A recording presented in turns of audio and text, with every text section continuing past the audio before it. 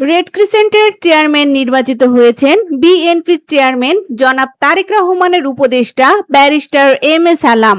নির্বাচনের মাধ্যমে তিনি বাংলাদেশ রেড ক্রিসেন্ট সোসাইটির চেয়ারম্যান পদে দায়িত্ব পেয়েছেন। দেশের অন্যতম মানবিক ও সেবামূলক এই প্রতিষ্ঠানের নেতৃত্বে তার নির্বাচিত হওয়ার বিষয়টি আলোচনায় এসেছে।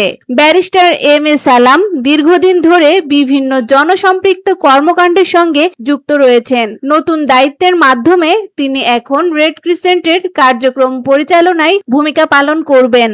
বাংলাদেশ রেড ক্রিসেন্ট সোসাইটি দুর্যোগ মোকাবিলা, মানবিক সহায়তা, স্বাস্থ্যসেবা এবং জরুরি পরিস্থিতিতে বিভিন্ন সেবামূলক কার্যক্রম পরিচালনা করে থাকে।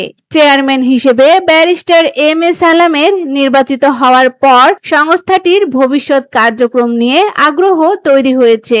দায়িত্ব গ্রহণের পর তার নেতৃত্বে রেড ক্রিসেন্টের কার্যক্রম কিভাবে পরিচালিত হবে সেদিকেই নজর রয়েছে সংশ্লিষ্ট মহলের।